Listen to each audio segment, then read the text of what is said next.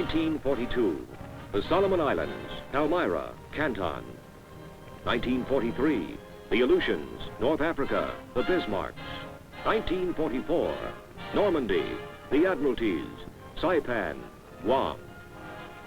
Life for the Seabees during these hard war years was just one beachhead after the other.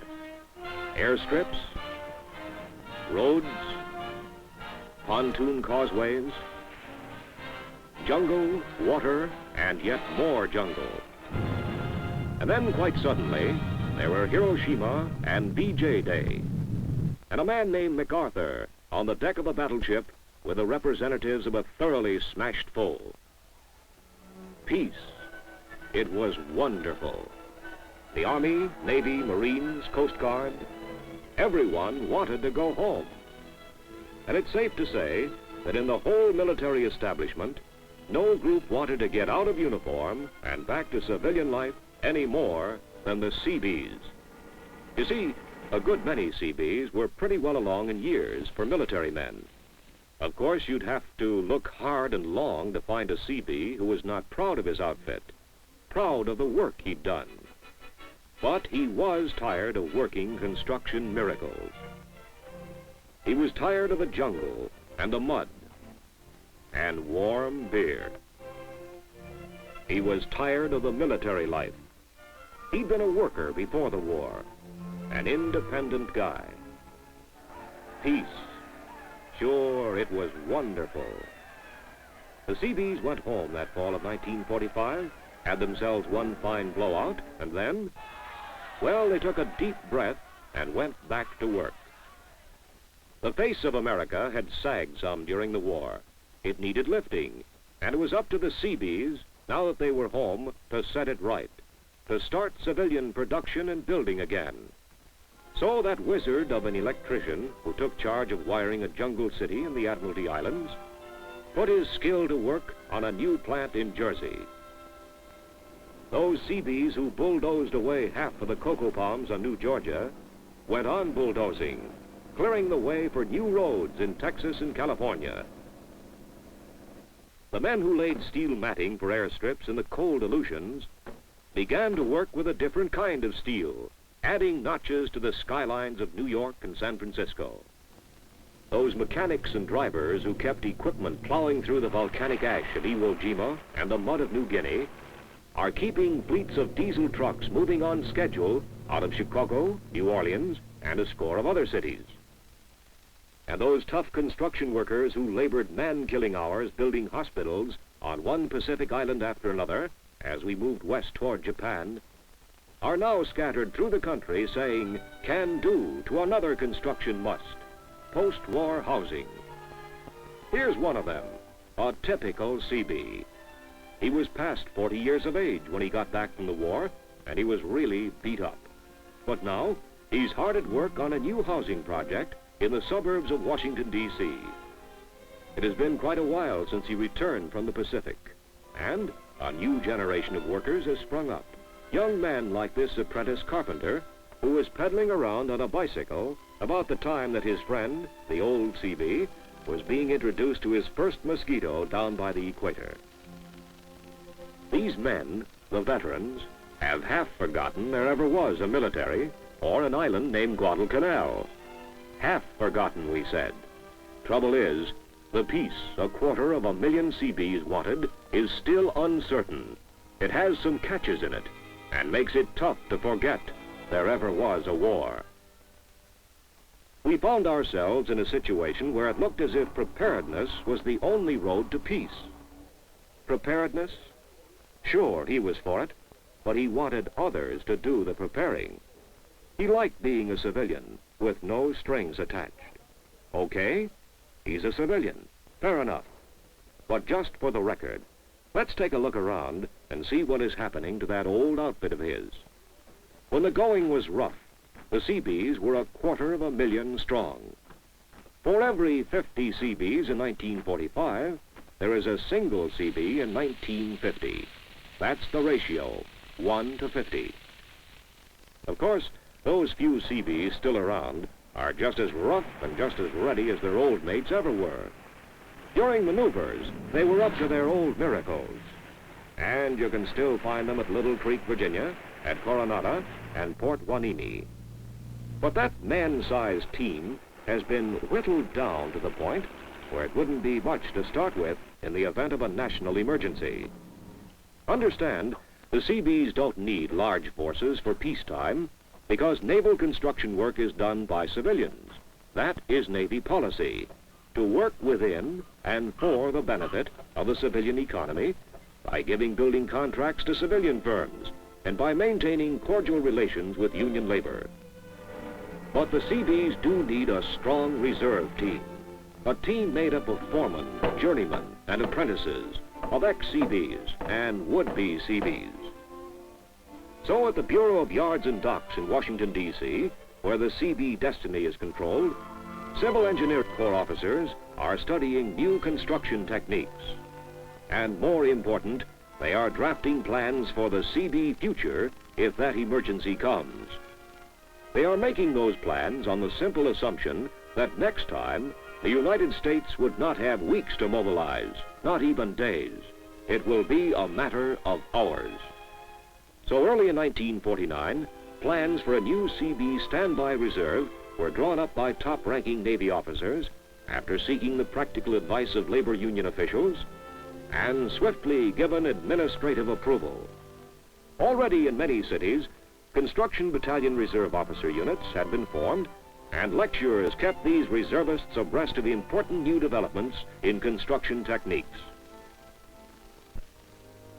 But the standby reserve would provide the broad base which the Seabees needed, that source of skilled manpower which could be tapped on short notice and whipped into a smoothly running team in time of crisis. Instead of "I was a Seabee," Americans again would be hearing "I am a Seabee." Because the Navy worked in close collaboration with union officials, the Seabee Standby Reserve is tailored for the working man, the trade unionist, the kind of person who doesn't cotton much to the military, but who has a conscience about his country's welfare. Like these carpenters, the veteran and the apprentice. The old Seabee figured that he'd done enough for one lifetime back in the early 40s when things were really rough in the Pacific. And the apprentice? Well, he had no military experience and didn't want any. He wanted to stay all civilian. But at a union meeting one night, the Seabee Standby Reserve was explained to them in forceful terms. This meeting will now come to order. As usual, we will open this meeting with the Pledge of Allegiance. Gentlemen, your flags. I pledge allegiance to the flag of the United States of America and to the republic for which it stands, one nation indivisible, with liberty and justice for all.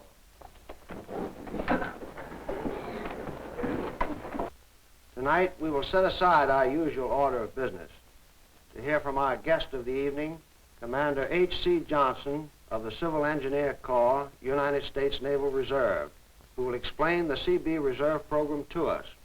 And I might add that this program is one that possesses certain definite advantages for those of us in the trades. Commander Johnson. Thank you, Mr. Chairman. Good evening, gentlemen.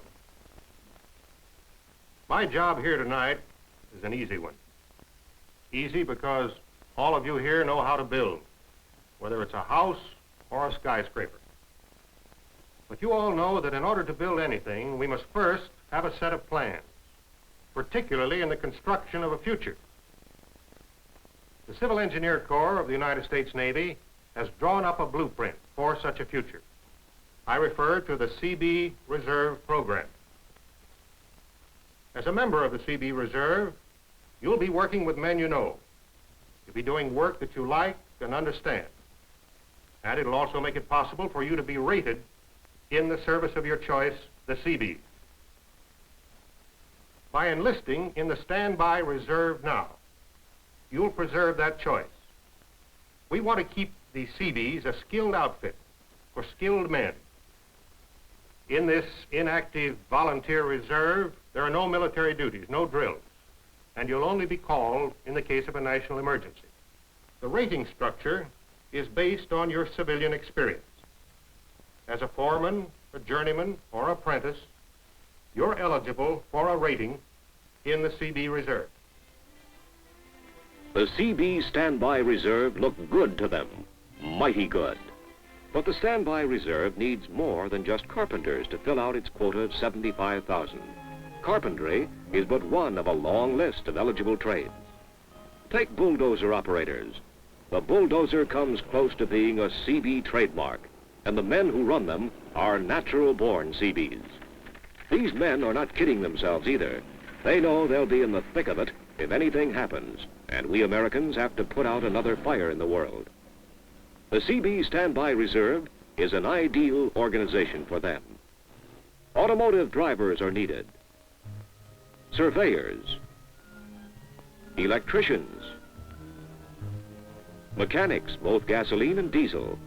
The Standby Reserve is designed to get skilled men in the place where they'll do the most good. In time of war, mechanics like these men will find that it's better to do the work they know best and work beside other men like themselves who know their jobs. Masons and concrete men will form an important part of the Seabee Standby Reserve. Construction equipment operators are wanted. Sawmill operators. Pile driver operators. Steel workers. Steel workers have an independence all their own. They like to make sure about things. Well, there's no catch in the Standby Reserve. It means what it says. There's nothing in small type. In the utilities field, there are several rates open in the Standby Reserve. Plumbers and pipe fitters. Boiler room operators. Steam fitters. Stationary engineers. Firemen. Water supply and sanitation men. In each of these trades, the Navy rate received by the reservist is based upon his civilian experience. And there's another angle to the Standby Reserve which is not quite so realistic. You workers can derive much personal satisfaction from belonging. It's a good outfit, the Seabees. You'll be proud to be one. The reserve is slanted especially to young, skilled and semi-skilled workers, the trade union apprentices and journeymen. They are the ones who will benefit most by the Standby Reserve. But veteran Seabees, men with World War II experience, are wanted as recruits in the Standby Reserve. Many of them now have the experience to make chief petty officer rates. The Seabee Standby Reserve needs the know-how of those veterans who made "can do" a byword. You hear what the narrator said?